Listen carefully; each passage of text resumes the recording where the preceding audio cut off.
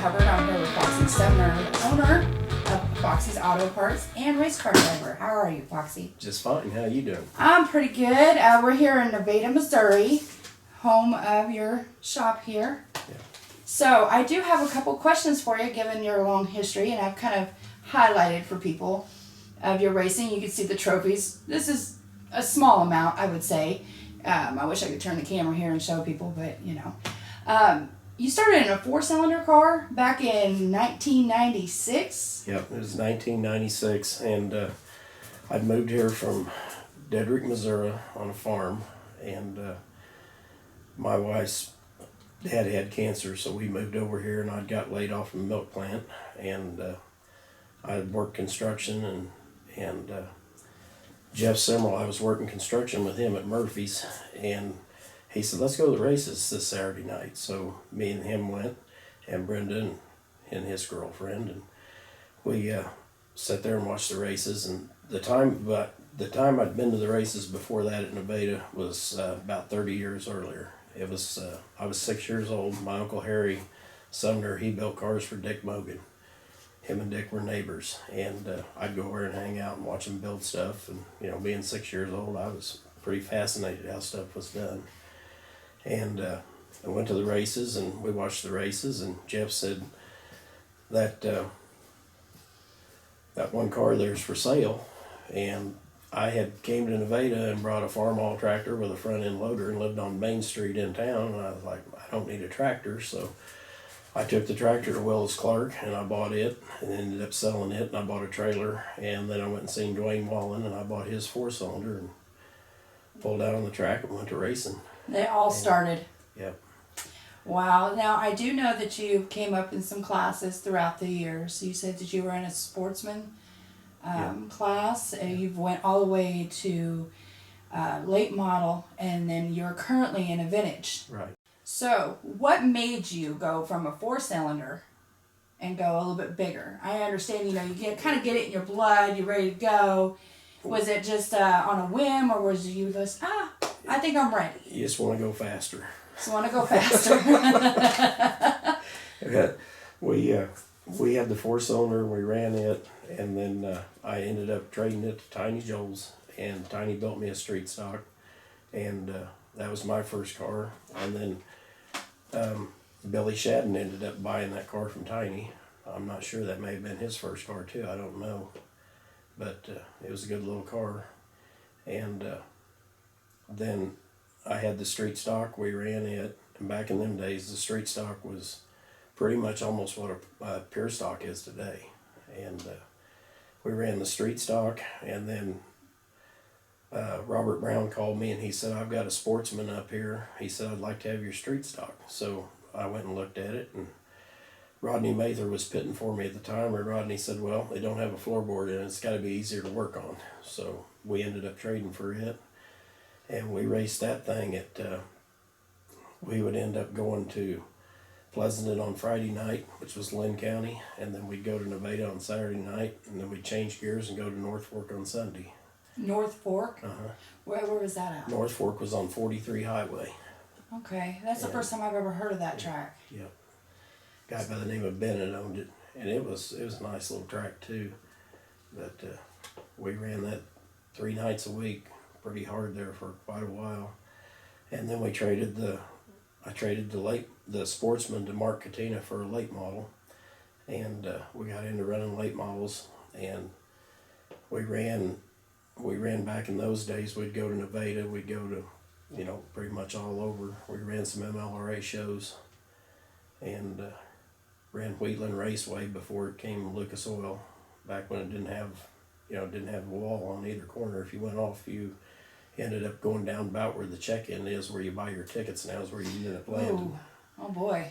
But then we went from that to, we built a E-Mod and ran it at Humboldt one year. And now, is it that red and white one that I had seen? No. Was that a B mod? that was the B-Mod. That was a B mod? Yep. With the eagle on it? Yep. Okay. Yeah, we ran it at, we ran the E-Mod one year at Humboldt, and then we ended up going to, we built a pure stock and ran Nevada. And that was when I got my first win, was at Nevada in '05. and That's pretty cool. It was in a pure stock, and then we built the B-Mod deal that came out at Lucas Oil. That was their first year in '06, and there was me and Mark Katina and Slade Williams and Keith Short.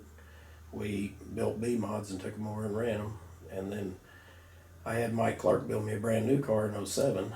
I ended up third in points over there that year, and I had Mike build me a brand new car and went back in '07, and they said, we're not running B-Mods, it's never going to go. So, yeah, oh no. That's kind of a funny story. You get it all built and then, oh, well, we're not running them. Well, that's unfortunate. Now, I do want to talk about your B-Mod, that you had an article that was done on you for the Flaming Eagle on the side. What happened there, I built that car, and my wife's nephew, Jason Keith, he was in the guards. Mike Hoskins, that pitted for me some, he was in the guards, and another guy that I worked with at the city. And I wanted to do something to show them guys we appreciated them. And I got a hold of a guy named Gary Kendrick in Colorado. There wasn't very many graphic people around then. And he made up the Flaming Eagle and the Support Our Troops and stuff. And that was the first rap me and Brenda ever put on. That was about a fight.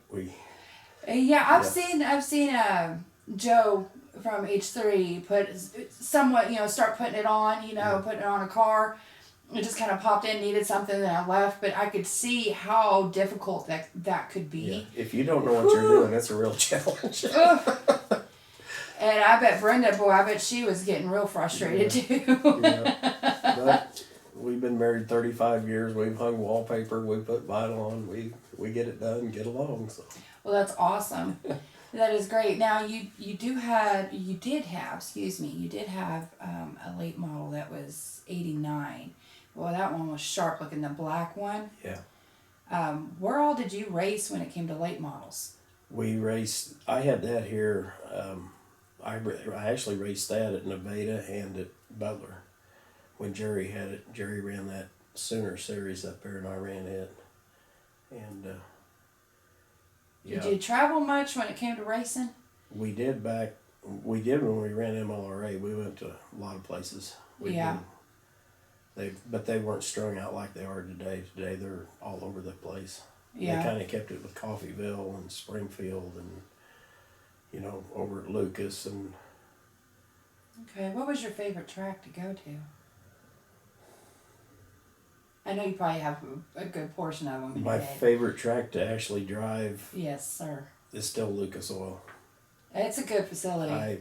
I had that B-Mod over there, and we were running pretty good speeds over there. I came in one night and Brenda smacked me upside the head. She said, "Dummy, why do you keep scraping the wall all the way up the quarters?" And I was like, "Because that's where it's fast at." Up there at the top. So you're in a vintage right now, which I gotta say, I like that car. Yeah. It's got that classic look to it. It's really pretty. Yeah. Do you plan on just going ahead and keeping where you're at as far as the classes? I'll keep that car forever, because that car showed up here about 7 years ago. It was owned by a guy named Larry Quint. And what happened, I had that black late model, and then I bought Randy Zimmerman's late model, and I was running it at Lucas. And we were running, the low 17s, high 17 second laps over there, and we were getting lapped. And wow. I was like, this isn't fun, Yeah. And there's just so much money behind it anymore, and I didn't have the money to do it. And I was talking to Jimmy Smith, and I told Jimmy, I said, I want to find me a vintage car. Rodney Ashworth had got one, and he really liked it, and I thought, I'm going to just try one. And I was talking to Jimmy Smith, and Jimmy said, well, I know where there's a Camaro. He said, it's almost showroom condition. It's setting up in Blue Springs. And he gave me the guy's name, and I called him, and I was talking to Larry, and Larry said, you build fan shrouds and bodies and stuff in Nevada, don't you? And I was like, yeah. And he's like, I had that car down there on Saturday afternoon, like 7 years ago, and you built me a fan shroud. I was racing in Nevada. And I said, well, what's it look like now? And he said, exactly like it did then. And we agreed on a price, and I said, pull your motor, I'm coming Saturday and bring the trailer. Hey, so how do you like running the vintage class? I love it. It's fun. To me, that's what a race car was supposed to be. Right. It wasn't that you put a $45,000 motor in it, and them cars are set up to where you have to drive them and you have to enter and exit. You have to work with them. But So what would you say, because I'll tell you, we have younger generations coming up, and you've been around racing and technically since you were 6 years old. You didn't come all the way up, but you came back. yeah, What would you say to the next generation of drivers or anybody that's wanting to get involved with the racetrack or racing scene? What kind of advice would you give them? well, if you got to start somewhere and you got to have somebody helping you, and it takes a lot of patience and it takes skill. You gotta just basically learn how to drive, and you're out there, you'll get the feel for it, and when you do, you either got it or you don't, and there's no amount of money going to change it. Right. I mean, if you got talent, you got talent, and if you don't, then you don't. But it takes a lot of patience. Tiny Joel's told me one time he won more races with patience than he had with, good stuff, and he did. He won a lot of races, and you got to be there at the right time and get through the hole. And Sometimes you got to cowboy up. Yep. That's great. Sometimes you get slapped by your wife because you've done something stupid like scrape the wall every lap, but you were moving forwards. Okay, so I want to kind of talk about your store here for people that don't know it. You have racing parts, and pretty much this is the place that my husband likes to go to if he needs a part, because it's always one of those things of, well, Foxie probably has it. Yeah. He probably has it. The thing is, we started, it was 1998, and I had that sportsman car, and like I said, I didn't have a lot of money, and I figured out real quick, if I'm going to continue to do this, I'm going to have to learn how to do it. So me and John Pilcher, we went to the scrapyard, we bought some metal, he had a stick welder, and I built a brake in my backyard. But before that, to find out if I could even try to do it, I got a hold of my brother-in-law, Stuart Guss, in Fort Scott, and Jess Durbin is a good friend of his. And we went to Jess and we borrowed he had a 6-foot brake. We borrowed the brake, loaded it up, took it over to Stuart's garage, and that's where we built the first body at, was in his garage. And then me and John built a brake, and I lived on Main Street, and I started building my own stuff, and then I built a few bodies for Bob Curbs on his late model and one of his modifieds, and it just kind of went from there. And just slowly start getting car parts and. Yeah. And then 2006 we rented this building to the north of us here, and I bought the brake, and I bought my brake and the one I have now, and we had everything in there, and people kept bugging me to get parts, and I couldn't get a dealership with anybody, so I called Johnny Allen in Chinook, Kansas, and he said, yeah, come on over, I'll sell you parts. So for a whole year, about 3 times a week, we'd drive to Chinook, get parts, bring them back over here and sell them. And after that first year, JR Motorsports called me, and Day Motorsports called me and wanted to know how we did, and I told them, and they said, well, we're sending you some paperwork. So Did you say Day Motorsports? yeah.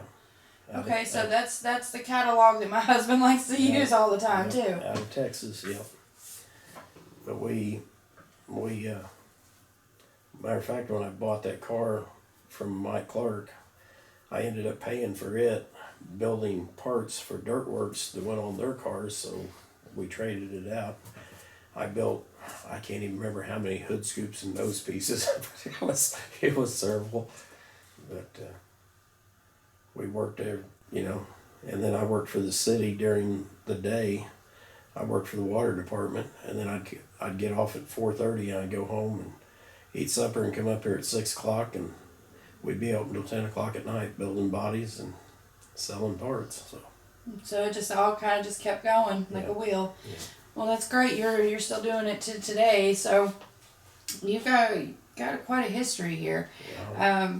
And I didn't include this in the video. I just got a comment about this. You got Mr. Dale Earnhardt Jr. over there in the picture with you. Yeah. Now you got to meet him, correct? Yeah, he's quite a guy. Yeah. Yeah, we went to Monty Grice was married to my second cousin, and Monty worked at Earnhardt Ganassi, and Monty was dying of cancer. So we had a trike, and me and Brenda rode down and went to see Monty, and when we got there, Monty and Christy had just left like an hour before to go to Philadelphia to the cancer treatment deal. And I have another cousin that lives down there, Nancy Crane, and I called her up, and she's like, well, I'll come up and pick you up. We'll go run around town and look at stuff. So, and we went in this little pizza place called it was called Pie in the Sky. And I was standing at the counter ordering my pizza, and Brenda's poking me in the ribs going, that's Dale Earnhardt's in the counter. And I kept going, no, he's too short. Because he was shorter than me. Oh. And I'm not very tall. Well, he looks awfully tall. Like if you see him on TV or Yeah. anything like that, he looks tall. Yeah, they do. But we got our pizza ordered, and he ordered the special sandwich of the day. That was I think it was like a $5.50 sandwich, and we got in. There's a Pepsi machine there, and we got in line with our cups to get our drinks, and Brenda just turned around and asked him. She said, Dale, she said, I know people bug you, but said, would you take a picture of my husband whenever we get done eating? And he's like, well, absolutely. Well, we went over and sat down at the table, was eating our pizza, and he sat basically almost right across from us. And she leaned over and she's like, you don't know nothing about race cars. I'm not moving to the Carolinas. You don't know nothing about sheep metal. You don't know nothing about cars. But me and him, we sat there and talked. She already knew what you were thinking before you even said it, huh? Monty met him at Peevely when Adam Petty got killed.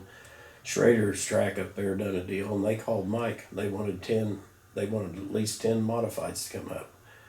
And Mike's like, yeah, I can make that happen. So they're going to have NASCAR drivers drive the modifieds. And that's how they met.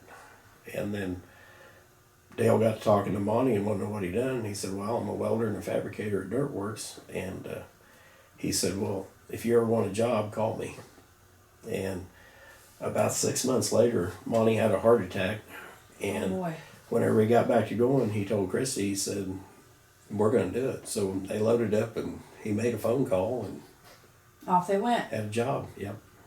Wow. And wow.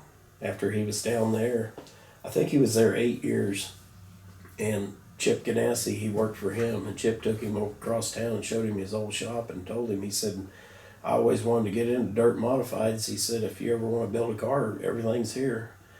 And I think Modified Racing Magazine done an article on it. I think he built 108 cars and had like 1,120 wins with 108 cars.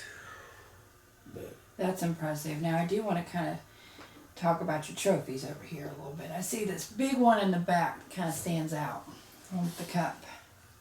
That was second place in late models at Nevada, 2020. 2020. Yeah. That big one on the end over there was Lucas Oil, 2006. Okay, you have quite a few. You have some over here on the wall. Yeah, them 12 up there was from 2018. That's when I ran the little late model / outlaw 4-cylinder at Nevada, and that kind of got that deal started. There's like 7 of them now, so. That's great. Yeah, I've seen those. Yeah. They're kind of cool. Yeah, they're like a smaller version of a late model. Yeah. I was wondering when I went to Nevada this last year and I seen them, and I had to ask, like, what are those? They look like late models, but they're not, the big, so they're just kind of miniature size. Yeah. They're kind of neat. I kind of hope that those take off a little bit more. I think I would say that they would be more affordable, maybe. I don't know for sure. To a certain extent. There's some out there that's got some. And you got this big trophy over here in the corner, and that's for a mini stock season champ. Yeah, that was the little 4-cylinder.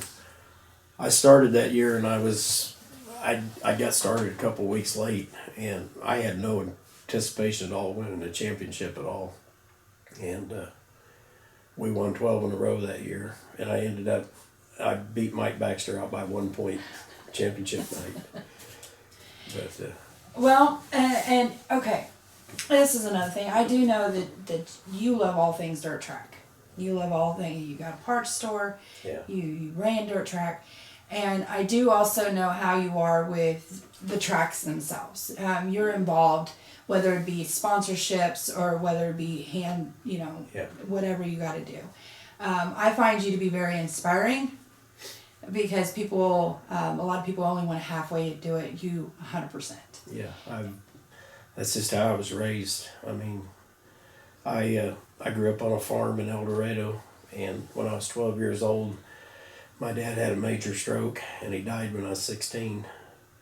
And when I was 15, I actually lived in my uncle's hay barn, and I looked in the mirror one day, and I thought, if anybody's taking care of you, you're looking at him, so you better get busy. So that's what I did. A lot of kids don't know that nowadays. I just, yeah, I've got a grandson that's 16 now, and I look at him and go, you wonder how you did it, but you did it because you had to. Right. And I think that you're one of the nicest people, and I've described you as this too, also on social media, to still kind of let people know what's to come. But you are one of the nicest guys I've ever met. Well, thank you. You're very, you have no problem helping people if they want help and if they're willing to learn. Yeah. So, with that, I wish there was more people like that out there. It's like we were talking about the young people, I helped manage the track. I managed the track in 17 when Rob bought it, and we had a play day, and I never will forget, Carter Brownsberger had his little Camaro, and he pulled up there, and I stopped him. They're out practicing. I stopped him. I said, "You want to go out by yourself?" And he said, "Can I?" I said, "Well, you sure can." I've met Carter. He's a good I said, kid. I said, the main thing is go out there, have fun, and be comfortable. It'll come to you. You can drive it'll come to you. I said, don't listen to all the people yelling and hollering at you and telling you how to do it and everything else, because they're not sitting in that seat. You are. And until you get in that seat, it's all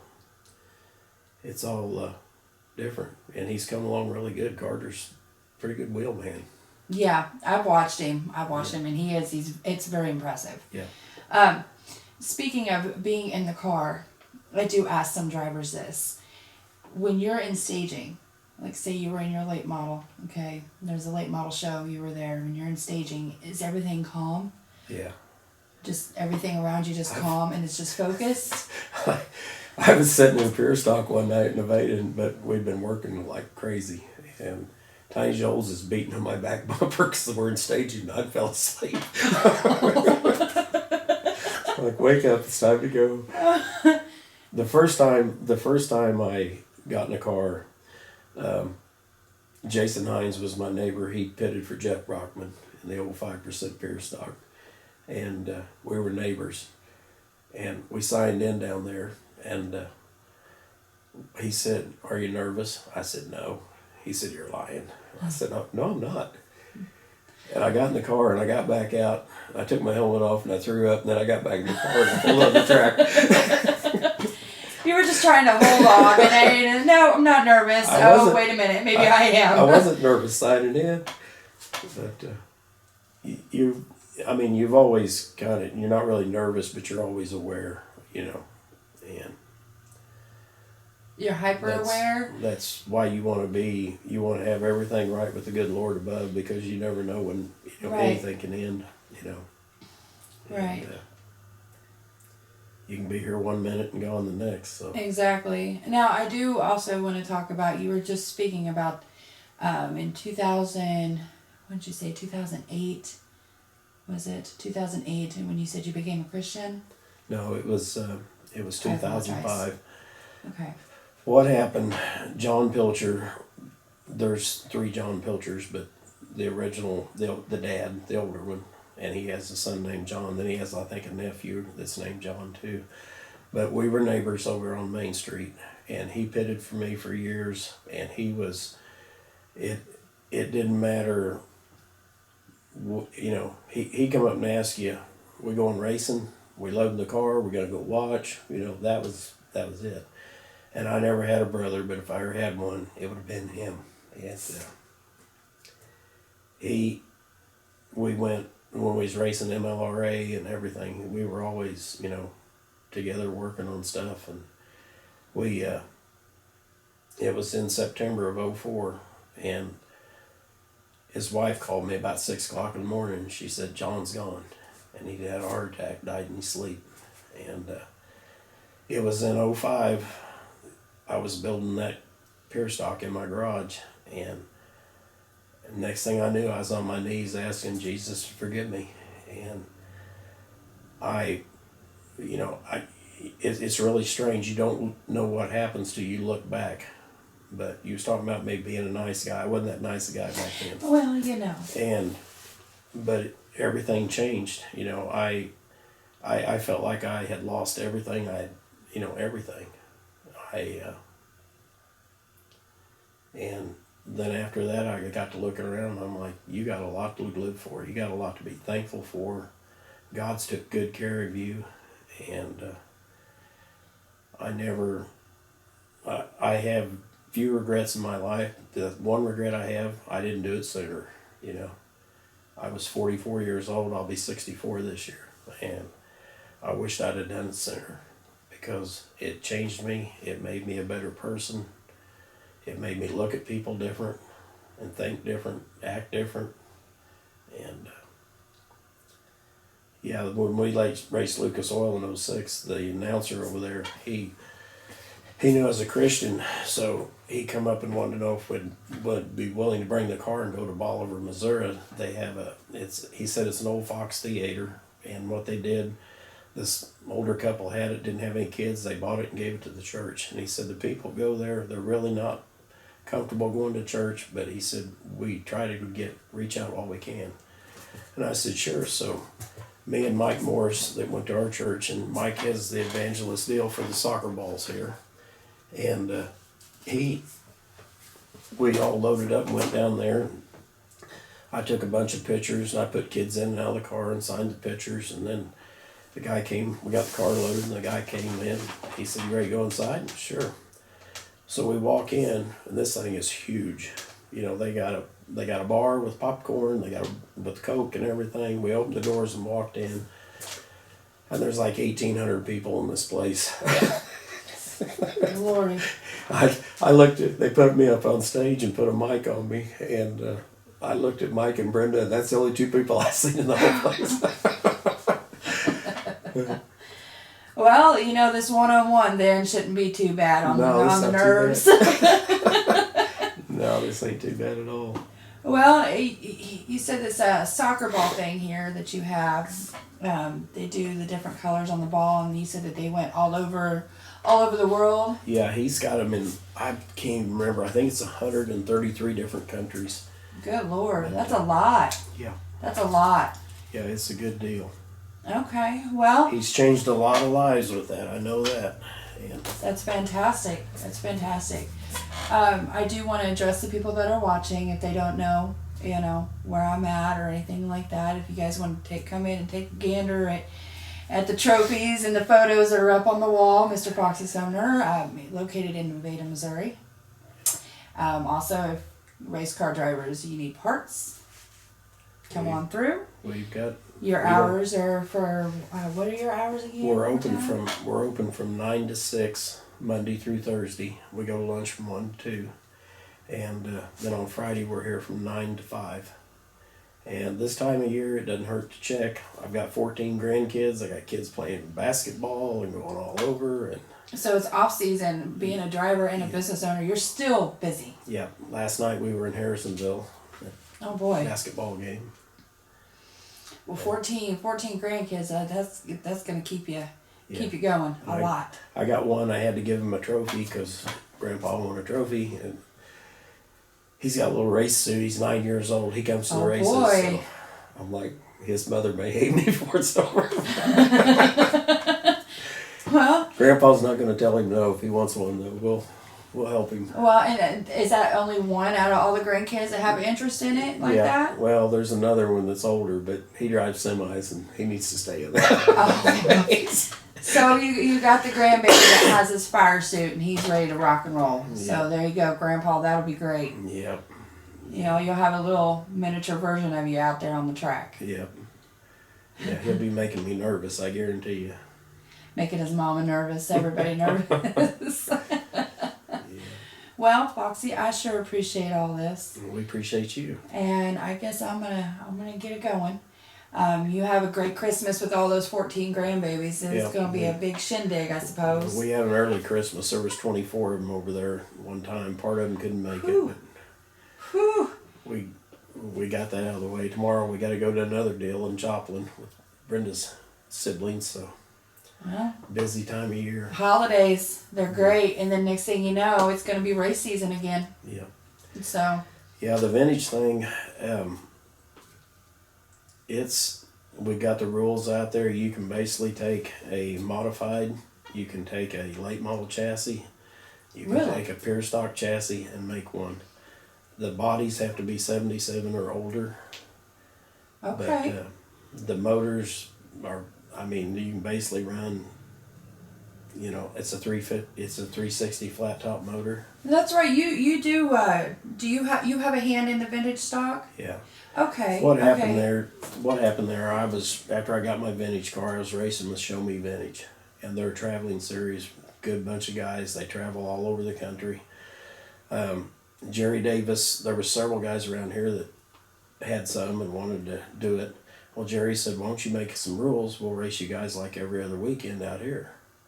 So this is just Nevada's rules. It has nothing to do with SMVR, but we, track's half-mile away, so. Right, it's just down the road. Yeah, and we were traveling to, we were going to I-35 and I-70 and Orangeburg and all over, which is really fun, but. That's a long ways to It go. gets you wore out. Yeah. And then this year we went to Pennsylvania and raced 2 different tracks. We was there 6 nights, 17 days total, which it's a lot of fun, but meet a lot of interesting people and. Yeah. That sounds pretty neat though, going over to Pennsylvania for a minute. It's a long drive. We did go up and see Niagara Falls. That was a good part of it. Oh, that's cool. But, Heck yeah. So you made the rules for the Nevada Vintage. yeah. Okay. Yeah. So anybody that's watching, they kind of know a little bit. And it's posted on the Nevada website. So. Okay. Yeah. Foxie's is on Facebook too, correct? Right. This part store of your Right. We have a business. separate Facebook page for Okay. the store. Okay. So if anybody missed the information or anything like that, they can just look you up. Yeah. All right. Well, thank you, Foxie. You're welcome. Well, folks, you guys heard it. I'll see you later.